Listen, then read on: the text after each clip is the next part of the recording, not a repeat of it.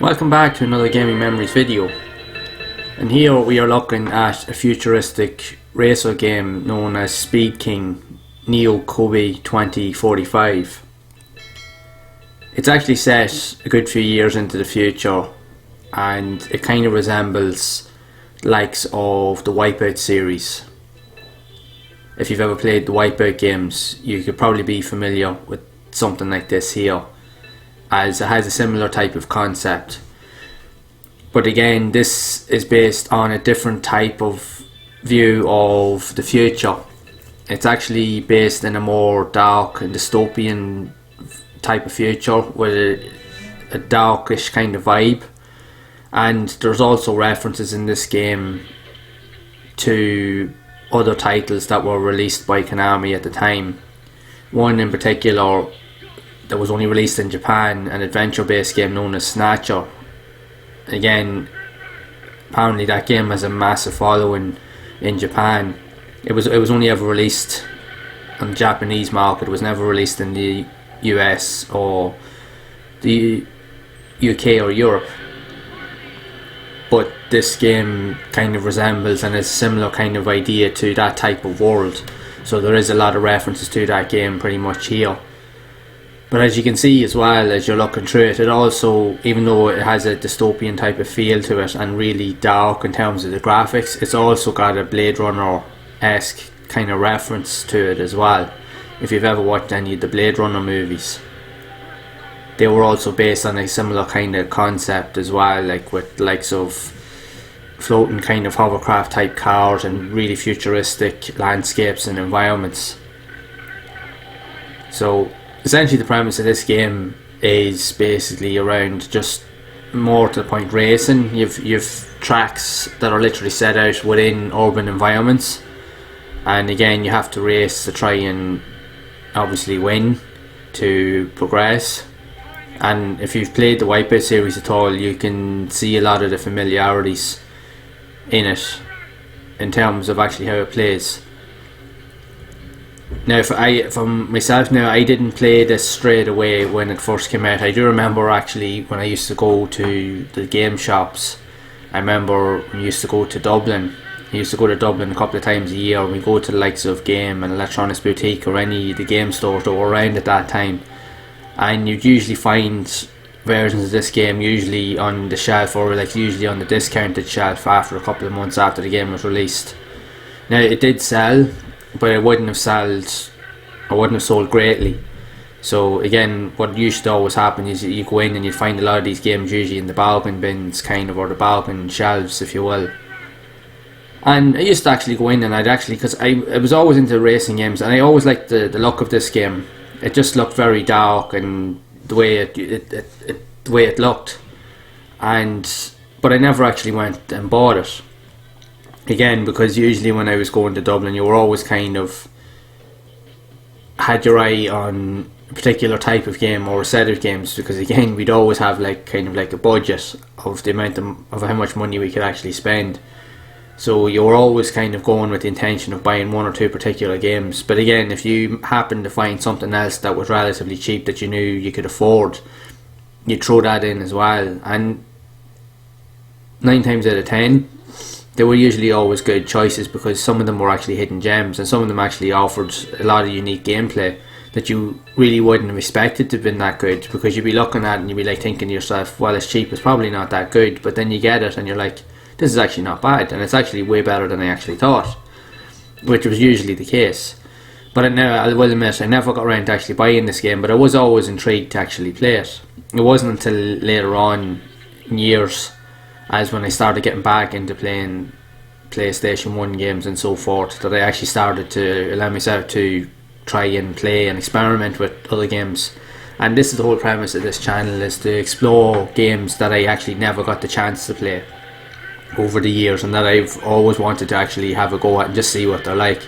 And now I do have the opportunity to do that. So the way I see it is, why not actually use this as a chance to actually enjoy playing these type of games, see what they're like, explore them, and then just share my experiences with you guys as I'm playing through them.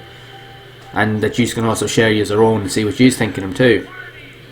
Because again, the PlayStation had a massive library of video games. Like, even for the amount of games that I owned on the system and that I, like, say I rented out or I owned or I got a loan of and that I actually played, it wasn't even a third of what was available. There was probably over 2,000, if not more, plus games that was released for the console over its 11-year lifespan, which is absolutely incredible. And it shows that it still holds the test of time even to this day. I just loved the whole style of the graphics, like I mentioned. Now, when you look at the style of the graphics in this game compared to, say, the Wipeout series, though it is definitely worlds apart, because the Wipeout games graphically were phenomenal and they got better with each iteration of the game on the console, and you could definitely see in later versions it really pushed the extent of the PlayStation to its fullest extent. But when you play games like this, yes, graphically they're not as refined, but they're equally as playable. I will admit they are difficult, but then that was the whole point of these games. They did present a good, adequate challenge. You definitely would have to sit down and really kind of give it time to really kind of master it. But as I've sat down and actually played this, it does remind me a lot of those type of games, and I actually have enjoyed it to some extent. Especially if you're into racing games and if you are into your futuristic environments and all that kind of dystopian type of settings and stuff, this would definitely be a really good game to look into. Especially, like I mentioned, if you're into the likes of Blade Runner or into all those kind of futuristic kind of games, as they do offer a unique experience in their own right. So I have to say now, I've been playing this like on and off now for a little while, like, and it is difficult, I'm not going to deny that for a second, but it is actually quite enjoyable. So it is. And the further you get into it, the more that you can find out about it. Like, you can see there are some cases there is like hidden areas on the tracks that you can take like shortcuts and stuff like that. Now, I didn't manage to access them here, but again, as you play through the game, you'll figure more things out as you go along.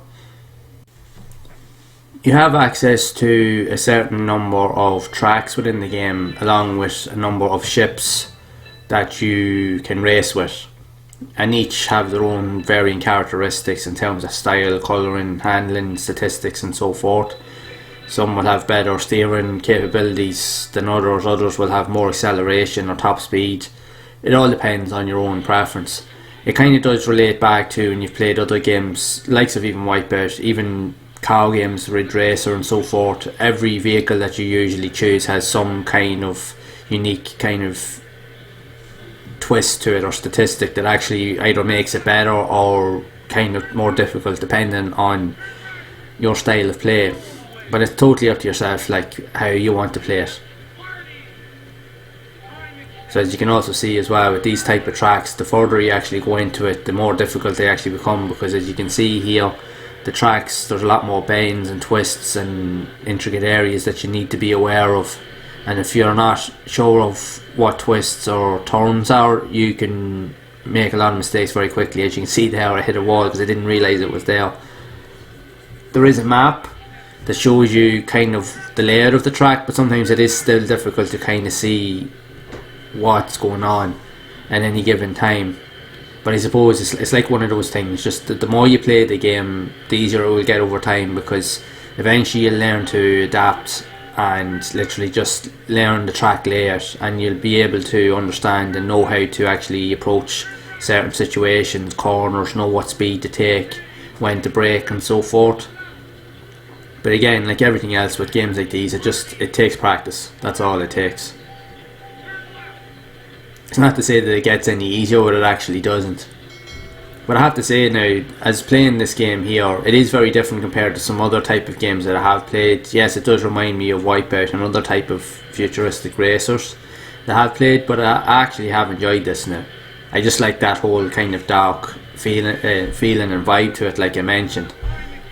That dystopian kind of setting, I just really think it actually suits the type of game and the type of look that they were going for.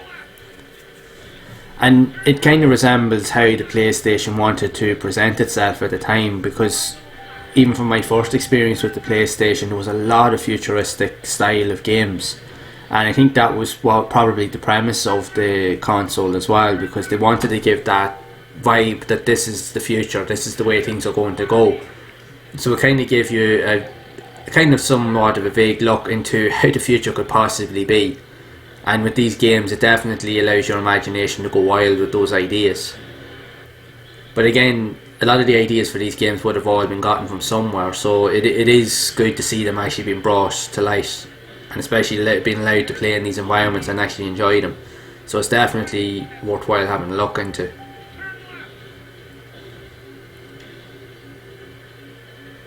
So it's definitely the theme really for the PlayStation, especially in the early days of the console as well. It really was the thing where futuristic games were definitely the trend. But that's not such a bad thing in fairness, because some of the games on the platform actually performed very well and they played very well. But again, it depends on the person that's playing them and what they think of it and what experiences they've enjoyed from it. So that's it for this video of Speed King. What are your experiences of it? Have you actually played the game, and what are your thoughts?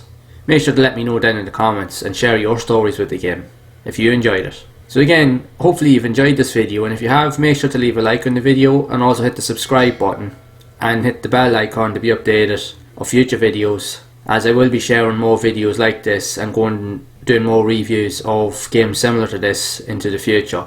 And as always, until next time, make sure to keep those gaming memories alive.